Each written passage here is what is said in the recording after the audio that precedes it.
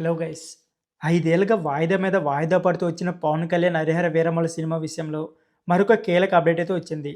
గడిచిన నెల రోజుల్లో ఎగ్జిబిటర్లు, డిస్ట్రిబ్యూటర్ సమస్య, థియేటర్ బంద్ అంటూ టాలీవుడ్‌లో నానా హైరానా జరగడం, ఏపీ డిప్యూటీ సీఎం అంతేకాకుండా సంబంధిత మంత్రి రంగంలో దిగడంతో ఈ సమస్య కొలిక్కి వచ్చింది.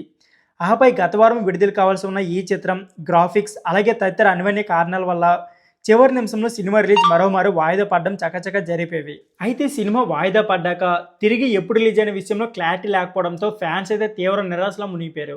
ఈ క్రమంలో తాజాగా హరిహర వీరమల్లు సినిమా విషయంలో కీలక అప్డేట్ అయితే వచ్చింది.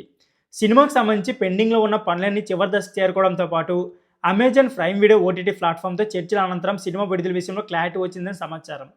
అన్ని సమస్యలు కొలిక్కి వచ్చిన నేపథ్యంలో జూలై 25వ తేదీన ప్రపంచవ్యాప్తంగా మూవీని థియేటర్లు తీసుకురానున్నట్లు సోషల్ మీడియాలో వార్తలు అయితే హల్చల్ చేస్తున్నాయి. అంతేగాక సినిమా విడుదలకు నెలకు ముందే మరో వారం 10 రోజుల్లో ట్రైలర్ సైతం రిలీజ్ చేసే ప్లాన్లో చిత్రబృందం ఉన్నట్లు తెలుస్తోంది. అయితే వార్త విషయంలో మేకర్స్ నుంచి ఎలాంటి అధికార ప్రకటన కూడా రాలేదు.